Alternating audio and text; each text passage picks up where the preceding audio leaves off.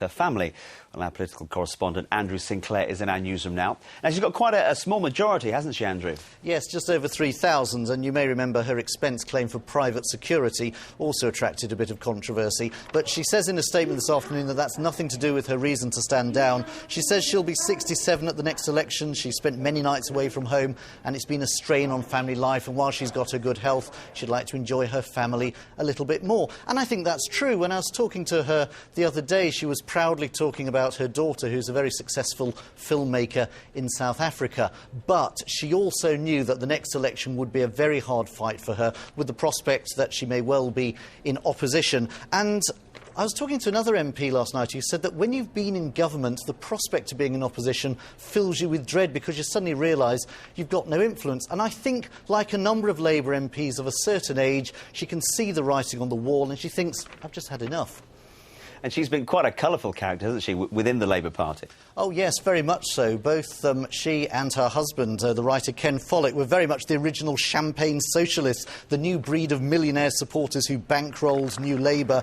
She also took on a role telling Labour MPs how to dress more smartly in the TV age. More seriously, she's encouraged more women to get into Parliament. She's been a big supporter of Africa and human rights. And, of course, she's been East of England Minister. She's made her mark.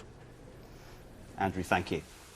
Still to come on Look East, the young woman from Luton who's campaigning against a school in Essex has had to spend thousands of pounds on repairs after being vandalised. St Nicholas Primary in Rayleigh has been targeted several times this summer. Police have now released pictures of teenagers they'd like to talk to in connection with the vandalism. These CCTV pictures are taken at the front of the school. Released by the police, they want to talk to the teenagers in connection with the damage. In 7 different attacks, windows have been smashed, doors damaged and lights broken.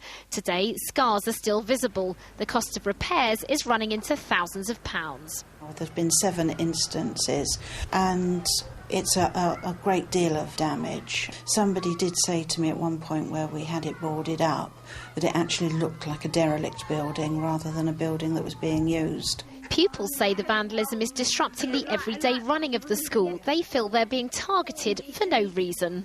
All the little ones usually come up to you and say, why do these big boys keep on doing it? And they don't really understand. Little ones don't really understand why it's happening. It's quite sad, really, because they come down and you think, well, why are they doing this? Because what have we done to them, really? And it's quite annoying. I just think it's silly and, how can their parents, let them do that? Because, you would know if your child, was out at that time. The police have described the vandalism as mindless damage. They say they're determined to catch who's responsible. It basically has a big impact upon the community. It's a number of teenagers, really. We have released CCTV images of these people, which we hope will generate a response from the public. For now, the repairs continue. It's hoped the police find the vandals before they cause any more harm. Felicity Semper, BBC Look East, Rayleigh. Firefighters have been protesting in Essex against changes to the service. The union wants any proposed cuts to frontline jobs to be suspended while talks take place. The Fire Authority denies it's making cuts and says firefighters are being used more effectively. A new appeal has been made to piece together the last movements of Daniel Hannant. The 19-year-old's body was found in Southwold in March. He'd been for a night out with friends at the local Royal British Legion. His death isn't being treated as suspicious. Children and adults are being stopped from playing football on a number of pitches across Essex and Norfolk because the ground is too hard. Matches have been suspended because of fears that players could be injured. I'll see what it's like. It's very bad, Just 2 months into the start of the football season, and already a number of our smaller grounds are out of action.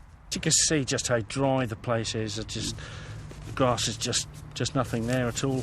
Here in Great Yarmouth, all youth and league matches played on council-run pitches have been cancelled. Usually it's the cold weather that causes problems, but this time it's the heat. We're having reports from the groundsmen that people are getting dislocated shoulders and some bad grazes because the ground is so hard at the moment. But another reason is that the grass in the goal mows, there's no integrity in the grass at all, and the grass is starting to be scuffed out. It's the first time anyone here can remember they've had to put a blanket ban on all games after the start of the season. But just 14 millimetres of rain in the past 6 weeks is very unusual for this time of year. Yarmouth Town, who use the Wellesley, have managed just 5 games so far. When we first heard it was a bit of a shock, but then the more we thought about it, the more it seemed the right decision to make. Obviously, if you fall onto a harder surface, it's going to hurt more and it's going to cause worse injury. 4 council-run pitches in Norwich have also been closed off, along with a handful in Essex. So, for the time being at least, the players will just have to wait for a rainy day. Louise Holmes, BBC Look East.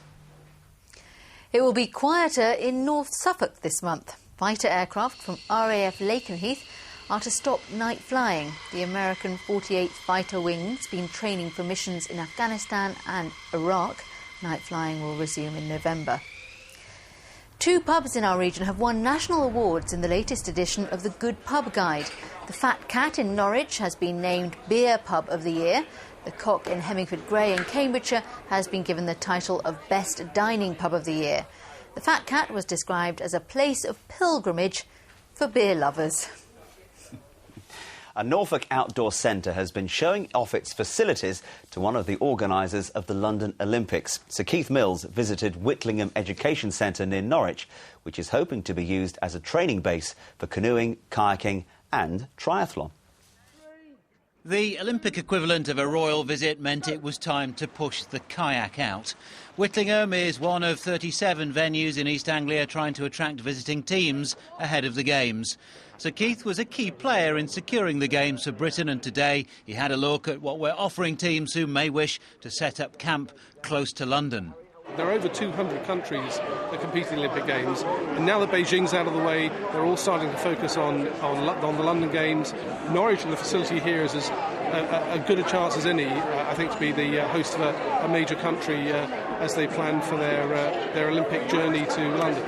Tim Pendle from Norwich Canoe Club is already in the GB kayak squad, but he says making the cut for 2012 is a long shot. He trains here a lot and recommends it. There's countries all over the world that are going to come, obviously, to the Games, and this would be a key place to come, really. I mean, the facilities are great.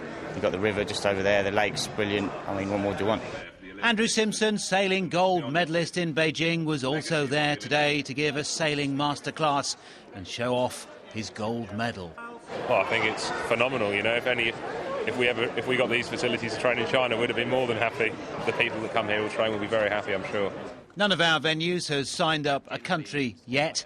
Essex, for example, are coveting India, but nothing's in the bag. Sir Keith, though, the man who invented air miles and the Nectar card, says it's just a matter of time. Sean Peel, BBC Look East.